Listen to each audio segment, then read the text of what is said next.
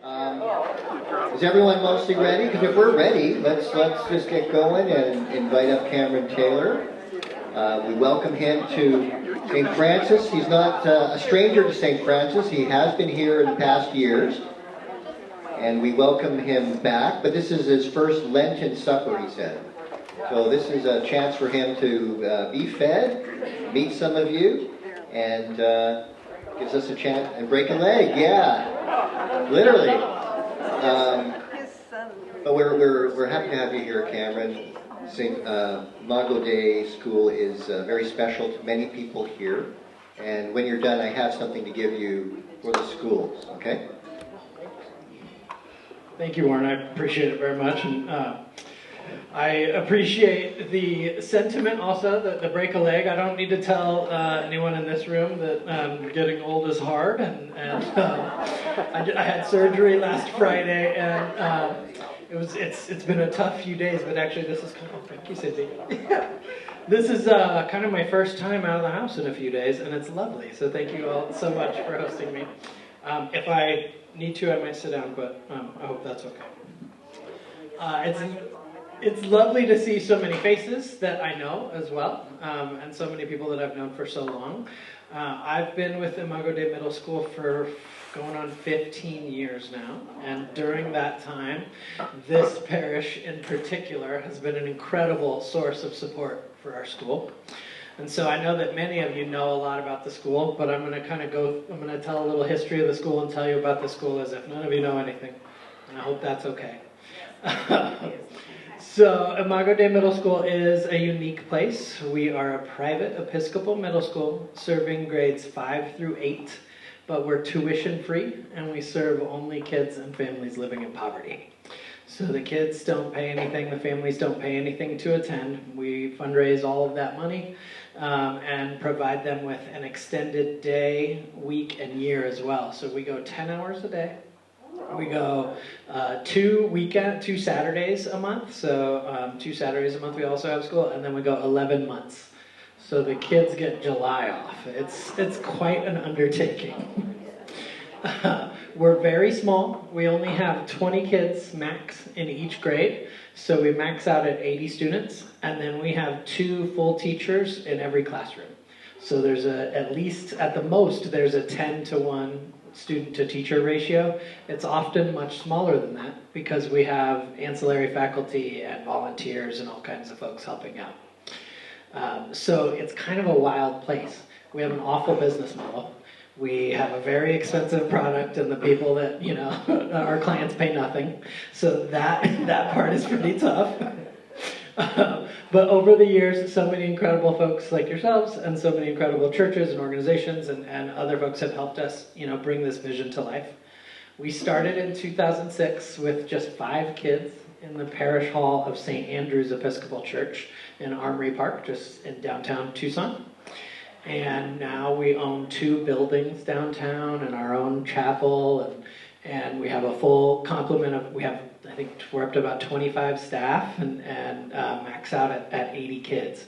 We also own a business a couple blocks away that you guys may know about, Santa Teresa Tile Works, which is a subsidiary nonprofit of the school. I'll tell you a little bit more about that as we get into it, but really I just wanted to kind of set that arc, right? We started with 1 teacher and 5 kids, and in just 15 years we've become this whole other thing. And it's all thanks to people like you and all of the hardworking people at the school and the kids and the families. Our kids and our families come to us really mostly through word of mouth, and the only qualification to get in is financial.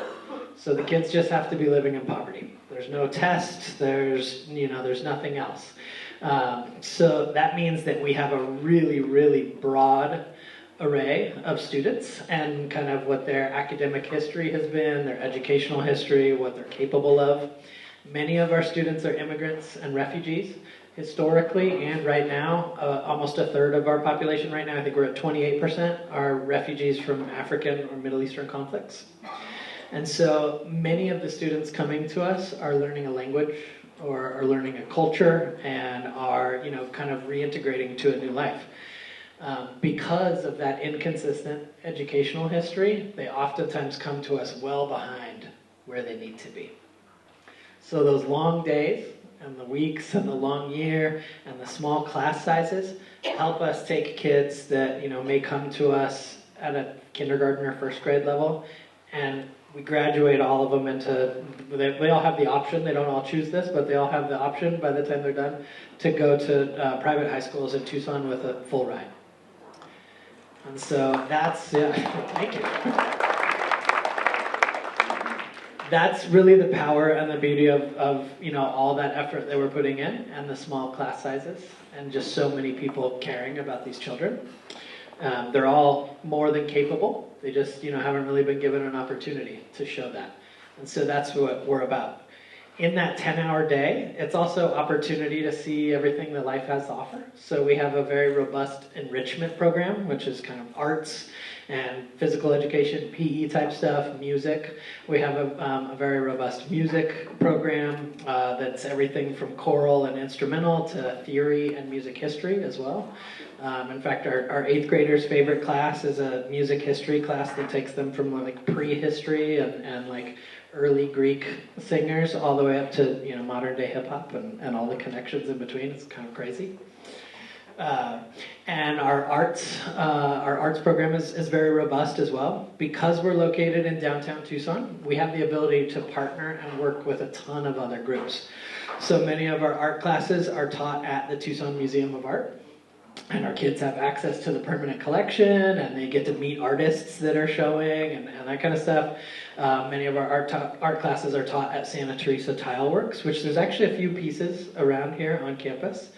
It's a mosaic tile business, and so we work with a lot of churches to create, like memorial benches or donor walls, that kind of stuff.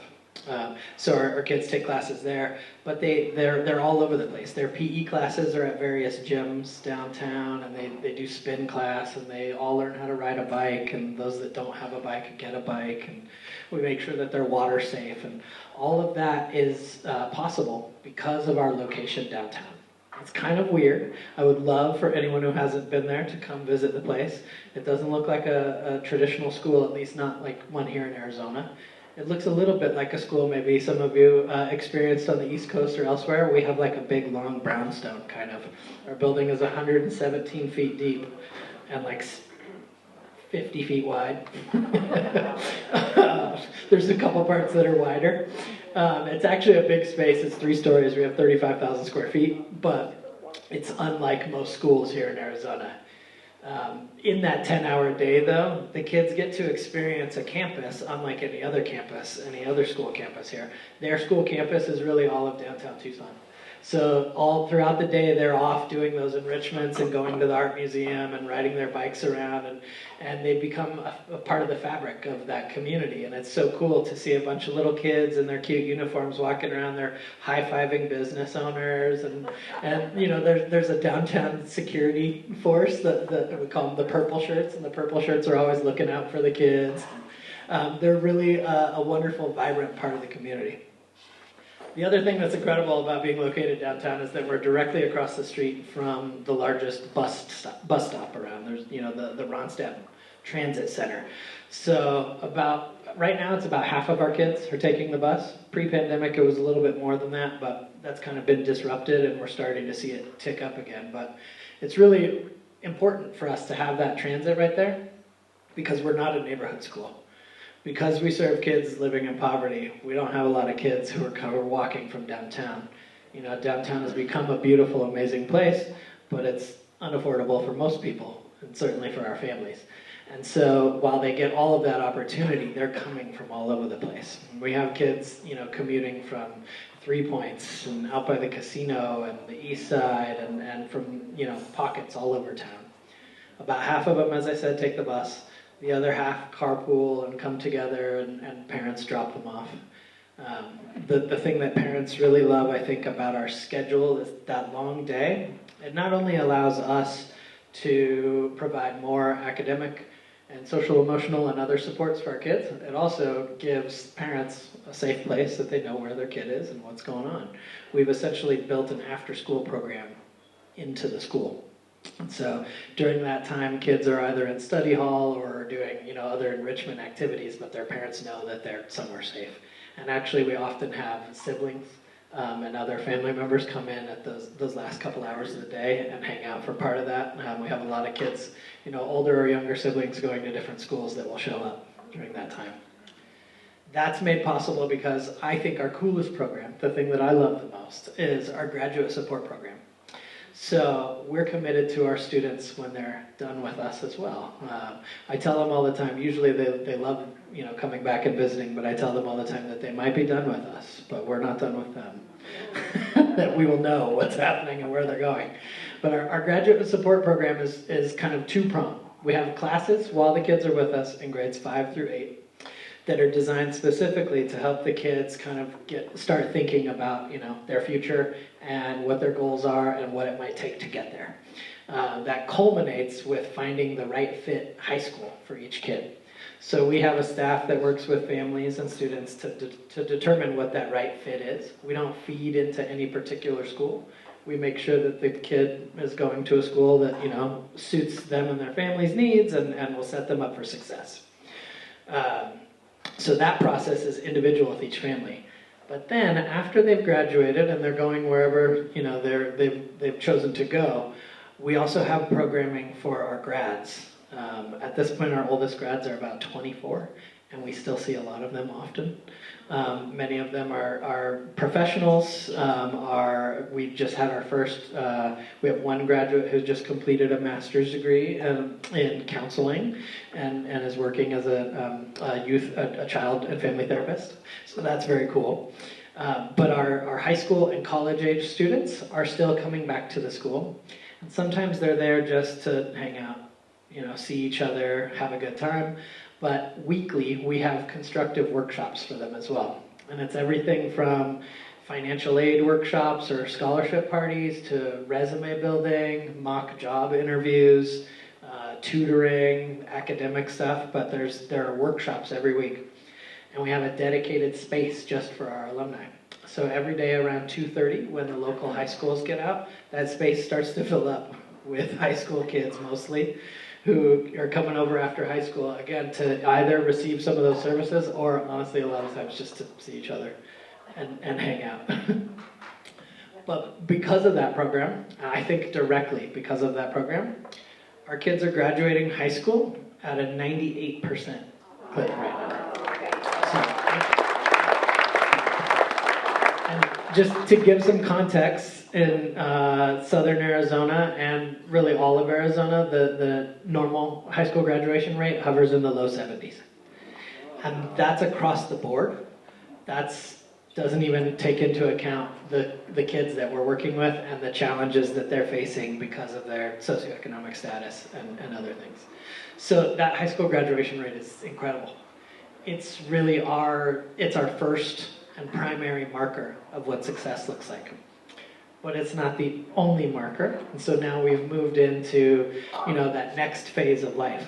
And just like we believe that there isn't one high school that's right for every student, we also recognize that there isn't one, life path after high school that is right for every student, and that college may not be, the right path for every kid. We also know that education is the surest way out of poverty. And so our staff continues to work with those students and help them, ascertain what the best path forward for them is. So of the 98% of our kids that are graduating high school on time, right now about 85% of them are pursuing some kind of post-secondary education. And we count that as like everything from vocational to four-year universities. We have many who are out of state and far away at big, cool four-year universities, and then we have a ton at U of A and a bunch of kids at Pima and a bunch of kids, and in fact probably our most successful kids from an economic standpoint have done vocational training programs and now have jobs like being a lineman for TEP where they make 80 grand a year. And that's pretty incredible when you think about our average family. It's a family of 5 and their average income is $17,000 a year. So, making that leap for their families, that's a paradigm shifting, generational change. And that's really why we exist. I've told you all about the school portion of what we do. But our mission is to break cycles of poverty through education. And we actually view that as the middle school is just one of the tools in which we, fight that fight. The graduate support program and everything that we do with our grads is another. We have an equally robust program for our families, our family services program, and so we have staff that helps our families navigate really complex, systems of trying to get your kid a therapy appointment when you're on access, and trying to access food stamps and SNAP benefits and stuff like that. Those can be really complicated, arduous tasks, especially if there's a language barrier, especially if you lack transportation or have kids to take care of, or there's all kinds of reasons why that would be challenging. So we have staff that help support that as well. And because of that, we see not just the kids having success, but we've seen many families change their own, their overall financial circumstances while they're with us. And we have a ton of stories of moms who dropped out of school early, like maybe even in middle school, but then saw the success that their kids had and went back and got a GED and got a nursing degree and now are doing really well and buying homes and impacting their communities in incredible ways. And I think the last thing I'll say is that to me is kind of our final marker of success, is when we see what the kids are doing in their own communities after they leave us. And so we've reached the stage of our kind of life cycle, the organization's life, where kids are coming back and volunteering, and kids are adopting other families at Christmas. We have graduates who are now buying the Christmas presents for the kids. That's pretty crazy. We have 2 alumna who work at Santa Teresa. We have one who works at Imago Dei, is on staff faculty at Imago Dei, and we're actually interviewing another right now. So they're starting to come back and give back to the community in incredible ways, not just in Imago Dei, but in their own communities. They're starting businesses, and we have a group of alumni that has started they're actively kind of organizing and running what they call a shade equity program, and they're going around to neighborhoods that don't have any trees in them, and they're educating people on what the benefits of having some trees in the neighborhood are. They're growing all the trees at a farm that we operate, and then they're getting them planted in the neighborhood, and they're running that on their own.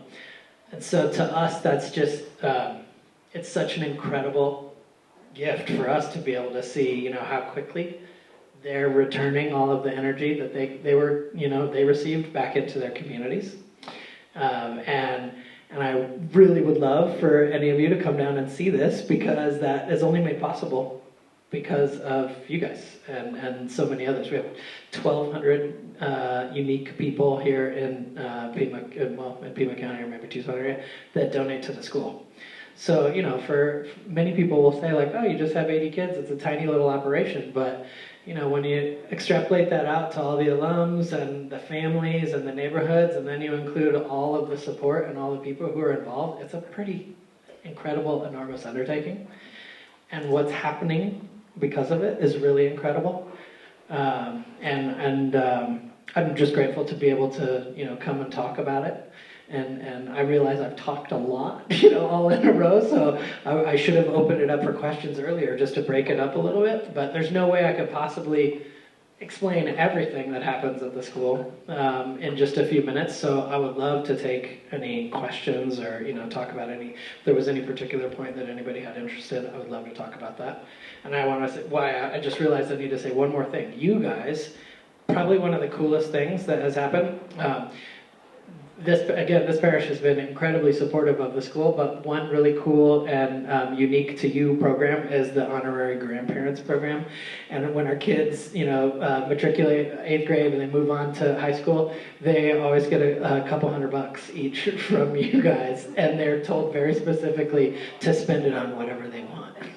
because usually when they get their hands on $100, it gets used for like a bill or something important. And so the kids are just always so grateful when they get that they get that money and that note of congratulations from St. Francis. They light up and really I can do anything I want with this. They're just so happy.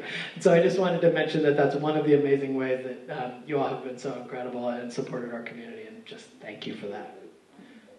Sandy, I'll get you next. We have one right here.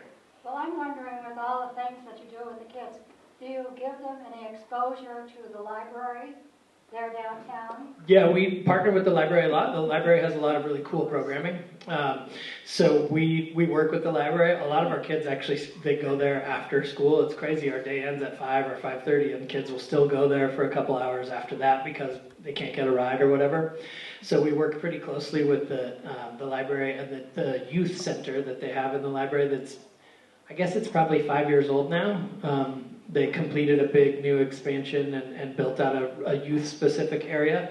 Our kids actually participated at a really high level in like helping design that and design some of the programming, and are still there often. So, thank you.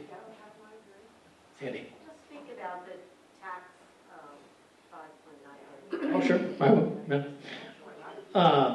I may end with that. Is that okay? About ways that you guys could support the school. Maybe I'll end there. Was she talking about the Arizona tax credit? Yes. Good. Yeah. I will definitely. Yeah, I can get into that. I can get into it now unless there are other questions about like program or anything like that. Sure. I know that I may have missed it, but how do you select the kids that get to come to your program? It's first come, first serve. We do reserve spaces for families. When we know that there are younger siblings, and we'll reserve a space for them. But it's really first come, first serve. In 6th, 7th, and 8th grade, we're typically full, and it's hard to get in.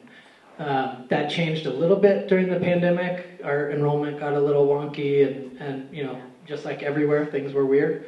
5th grade is a little tougher. It's not a natural transition year. In Southern Arizona, it's actually usually when kids are, it's their final year of elementary school. So we're looking at that, and that one's a little tougher, but there's no test or anything like that. We just have to make sure that they qualify financially. Sure. What about if they have special education or IEP or 504? So we have our principal and many of our staff members have special ed backgrounds, and our principal can write and evaluate for 504 and IEPs. We don't have a formal special education program, but we meet every kid where they are when they come to us. So the reality is every kid is receiving that level of service. We do make sure, however, they're going to go on to schools where maybe that is the case. So we make sure that any kid who needs one or who had one coming in gets their plan, whatever their plan is, reevaluated and redone, so that when they get to high school, that's in place and it's all there. Do you have any athletic or exercise programs for these kids since you have them such a long period of time? We have a robust PE curriculum with cycling and dance and general PE, and there's a cool gym downtown called Playformance that's like about leadership and kind of community building with this really cool gym. So we have a robust PE program. We don't have organized sports. We do support kids who are participating in that though, so there are many kids who don't come to school on Saturdays, or they leave at 3 or 3:30 or whatever to go to soccer practice. And as long as they're all as long as they're doing all right in the community and in school and that kind of stuff, we support that fully. But yeah, it's impossible. I shouldn't say impossible, but so far it's proven very difficult for us to have organized sports. How and what do you feed them? So we feed them 2 meals a day. Thank you for bringing it up. This is actually a huge part of what we do, and I didn't mention it. We feed them 2 meals a day, breakfast and lunch. All meals are catered by a local market right across the street, Johnny Gibson's, which is pretty great because we have a ton of control over what comes and goes. We work with local farmers. We operate a commercial farm, and so a lot of our produce is involved in that as well. We can push the kids' palate a little bit. We can also give immediate feedback, like, "Hey, that was not a hit," which happens, right? And so for lunch, there's salad and fresh fruit with every meal, and then the meals are actually really lovely meals. They're not, typical kind of school lunches. In fact, please come for lunch. We won't have to go anywhere else. It's nice. You'll like it. And then we also have a school pantry, and the pantry twice a week. The pantry distributes very full boxes to families. At this point, families are signing up for it. About 65% of the families participate regularly. It has fresh produce, meats, cheeses, dairy. It also has some household goods, things that are expensive and that you can't buy with food stamps, like shampoo. We also have some of that. And we work with a ton of different partners to make that happen. Every week we're putting out somewhere like maybe around 70 big, huge, kind of twice a week deliveries of food and other goods through the pantry. That really picked up in the pandemic. Food access and food security will always be an issue with our families, but it became very exacerbated over the past few years, and so the pantry has been it's been a lifeline for many of our families, and it's been an incredible way for us to engage with our community. The parents are actually running that. We have a full-time employee who's the mother of an alumni who is actually our pantry coordinator, but she does it with a bevy of other kind of moms and volunteers. They make it all happen. They pick all the produce up. The coolest thing about the pantry, the story I love the most, is we have a partnership with Tucson CSA, the community share. When you get like a box of random vegetables, you can just sign up and they send you whatever vegetables every week. Our kids write all the recipes that go out with those vegetables every week, and a lot of the produce comes from our farm. So I think that's a cool one. Nancy? What about the chaplain? What does she do? So the chaplain, as I mentioned, we're an Episcopal school, that's why I'm here. And our chaplain, Reverend Susan Anderson Smith, teaches religion classes in grades 5 through 8. And the classes are academic in nature, like most Episcopal schools. The 8th grade class is an ethics class, so actually they spend the whole year kind of dealing with ethical quandaries and trying to figure out how their values align with what's going on in the world. The 7th grade class, which I taught for many years and I love, is art and architecture of sacred space. And so they study and then visit various sacred spaces from all different faiths, and then we have a big conversation about, does what happened in the building make the space look that way, or does what happen because the space looks that way? And ultimately they design their own architectural model of their own sacred space, and they have to, give the reasoning behind why they did what they did. So the chaplain teaches all of those courses. And then we have Eucharist once a week, Wednesdays at 11:30, if anybody wants to come. And then the other days, Monday, Tuesday, Thursday, and Friday, we start each morning with a morning kind of a shorter worship service. And it's kind of a combination of worship and then school announcements and all that. But we gather, intentionally every morning in the chapel, and then once a week for Eucharist. And Susan directs all of that, and provides pastoral care, and performs many of the duties that like a rector would, for their own community. Yes. Do you use any volunteers from our community or anything? All the time. We'll give you some info. Yeah, we have people coming in just to spend time with kids and read or tutor. We do a lot of stuff. We're just exposing kids to all the different amazing, incredible things you all have done in your life. Right? They don't know about a lot of these opportunities or a lot of jobs or a lot of different things. So there's a lot of different ways. We just had our science fair last week, and there were 35 or 40 people from the community who were in as judges, walking around and judging all that. So there are many ways that you can volunteer, and we have information here as well that we can hand out. Yes, sir. Talking about the composition of your student body, I'm curious, do you have any students from or recruiting paths into the Native American community? Yeah, Typically, almost 10% of our students are native, mostly Odom. And right now, I think we probably have, I don't know, off the top of my head, I'd say maybe 12 kids, indigenous kids. It's a very diverse community, so about 10% of our kids are typically indigenous, and 65% or so of our kids are typically Latino, mostly Mexico, but Central America as well, and all various kind of stages of emigration. You know, we have some kids that have just come to the country recently, and some kids that are third or fourth generation, but you know, mostly immigrants of some kind. And then about 25% of our kids are from Africa. And it's not just where they're from that makes them so diverse. We have a very diverse set of faiths. For instance, there are kids who do their daily prayers in my office. We have Muslim students who, you know, find it to be a safe space. We don't have any Episcopal children. And in fact, we've had one in 16 years. So it doesn't look, you know, like a normal parish or congregation that you may be used to. It's a very, very diverse group. Yes. So most of our kids are English as a second language, but you know, some of them they've been learning it since they were, you know, little. Primarily, you know, our Latino families obviously Spanish. About half of our staff speaks Spanish, so we're pretty good there. The African families almost all speak Kiswahili, some Swahili, and a little French sometimes. And so we have interpreters that work with us, and actually we have like family members that over the years, you know, they work as interpreters, and we've identified them as folks that can help us out. So we managed to work our way through that.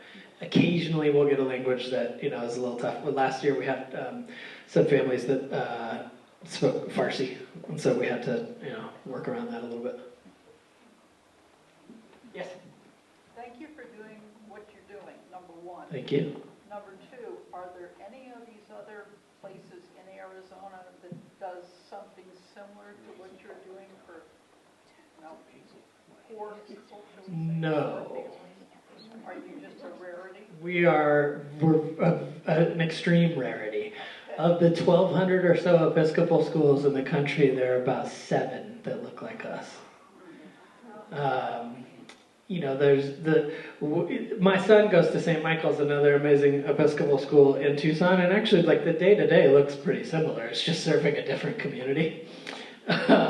And in different ways, right? You know, they don't have the same kind of programming around the pantry and, you know, all that kind of stuff. But, you know, the experience that the kids are getting is not really that different. So, you know, there are other schools that are incredible and awesome, just serving different communities.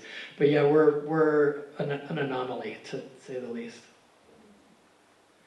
So when you were just talking about English as a second language, so my assumption is that when they leave you to go to high school, they'll have their ESL paperwork ready as well, so they can start those English as a second language in high school? Yes, but we also, by the time they get that far, they don't need those services anymore.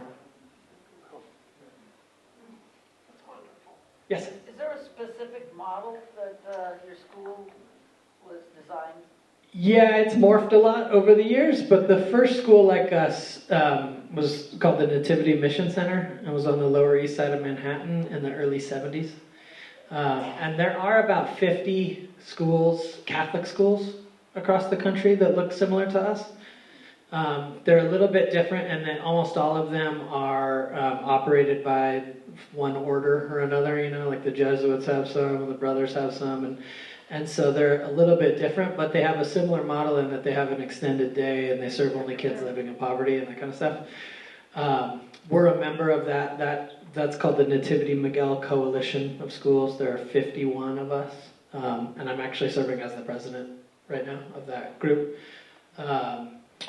So there are other, you know, we're able to have some kind of peer groups in our, you know, our faculty and other. We just hosted a conference with 7 or 8 other schools here in Tucson for graduate support. So there's a handful, but The model is similar, but over 50, 60 years, it's really morphed quite a bit. And each school is serving their community specifically, and those communities are very different.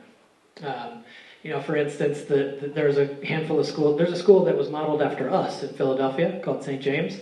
And so its kind of order of operations throughout the day looks a lot like Imago Dei, but it's a neighborhood school serving only African American population. So actually what they do is really different. Their concerns are different than ours. So they all look different, but almost all of us are based on the nativity model. If you look up the nativity model for middle schools, there's a lot of information about it. Yes, sir. How do you involve parents whose children are getting set to come in to your school? And then how do you keep the parents having an ongoing thing so that they are helping you instead of hindering the kids, Yeah. It's that's the foundation of everything we do, is that relationship. And we require it. So we require some level of engagement from all families, and that's through volunteer opportunities. And we have families, volunteering through the pantry and at the farm, and they come in and help serve lunch, and they do all that kind of stuff. They do a lot of our outreach. So, when Randy, my colleague here, who so graciously drove me and then let me do all the talking, I'm sorry. When he goes out to do, marketing or recruitment events, oftentimes there are parents with him, and they're our greatest advocates. So we require, that level of buy-in and purchase.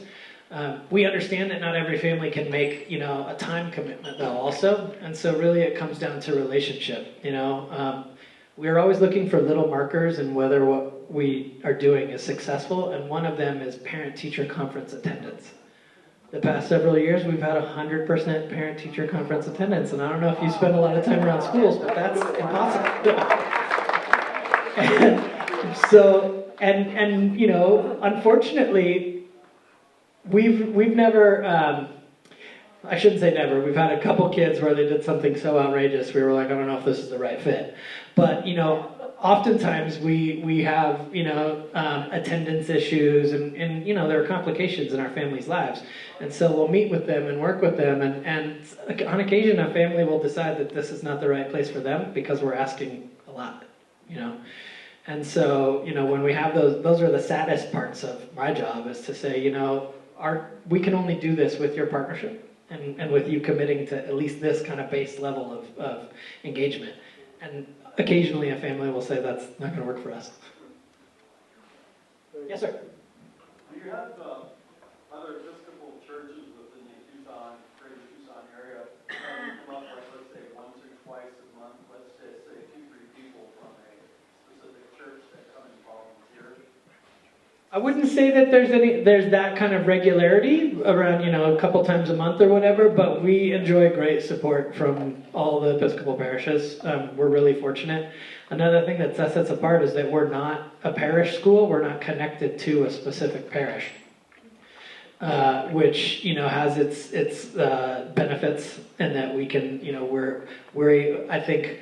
In fact, Bishop Redall was, at the school last week, and she said, well, you're like the diocese school, you're all of us. And so we enjoy great support from the various parishes.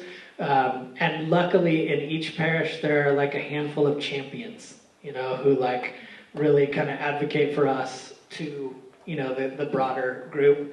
And those people I see a lot. But again, we have ample opportunity to volunteer, so I will see you soon. Warren, I want to be mindful of time, so just let me know if I'm going over.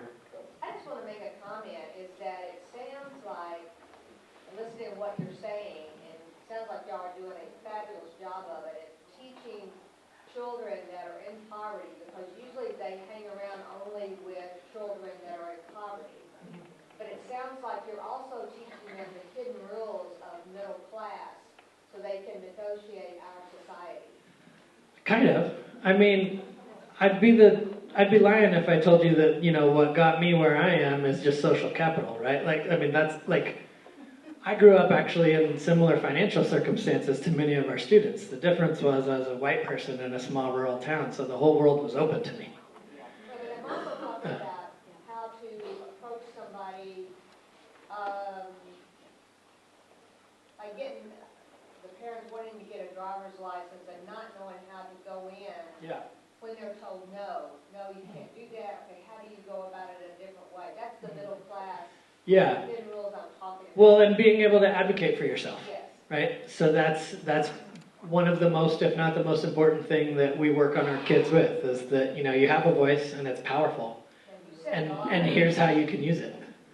That's really critical. It's critical to success for all of us. Many kids go off to college, but they don't know how to advocate for themselves. So the first time they find themselves in a little bit of trouble, they don't know who to go ask for something, and they don't know that there are resources available to them. And so that's we'd be doing our kids a disservice if we didn't, teach them a lot of that. Yes. Could you talk just a bit more about your farm?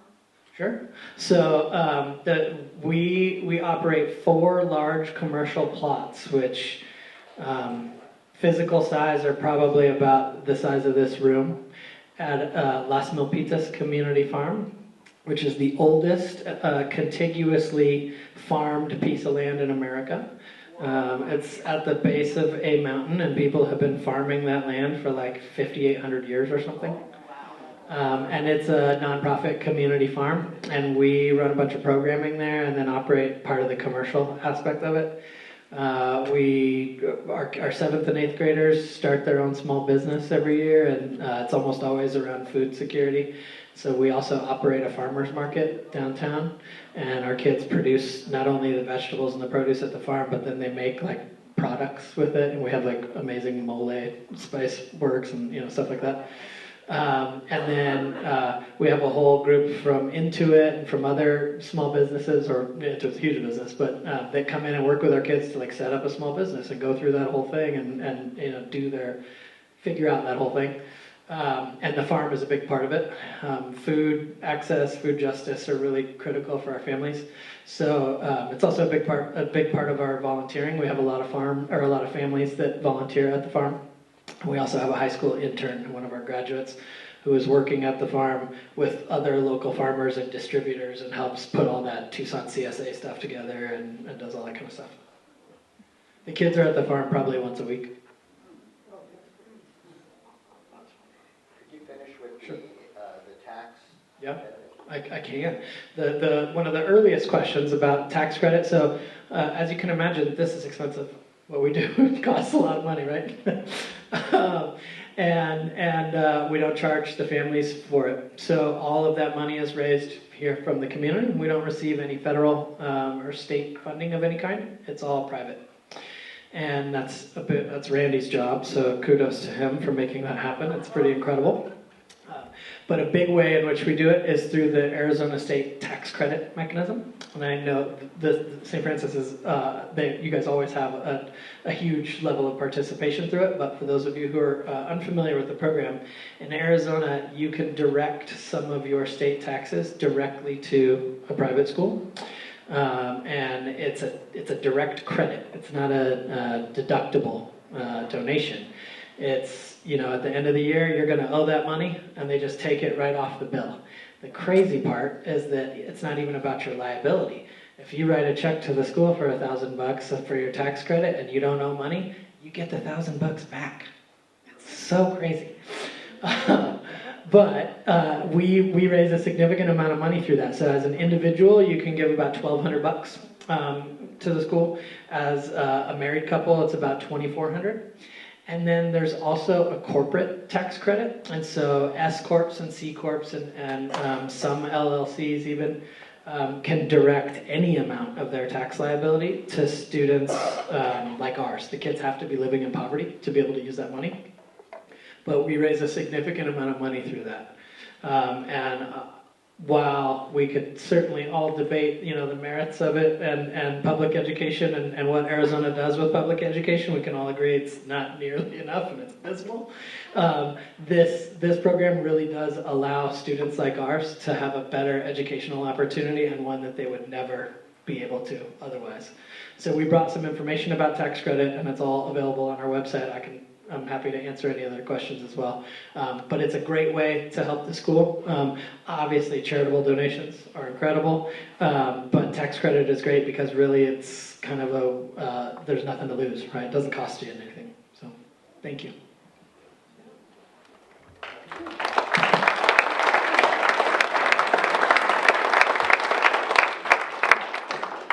As you already mentioned, St. Francis, the members of St. Francis have always been very generous.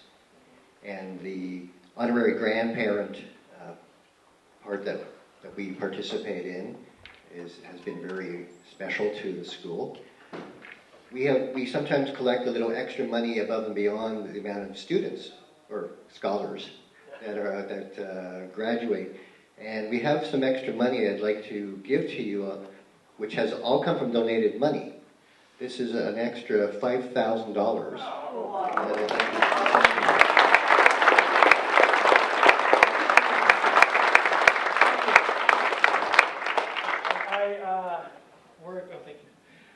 Thank you. That was unexpected, and we're very grateful. You guys can invite me to dinner anytime.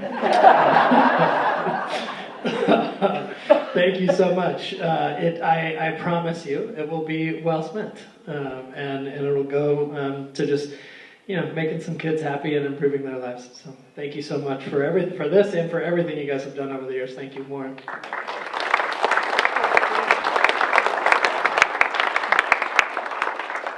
Our time has come to a close. If anyone has any garbage, please put it into the garbage can.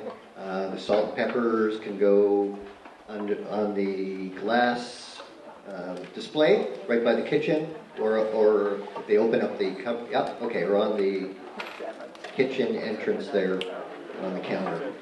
Thank you, everyone. Next week, we have Jeannie North coming.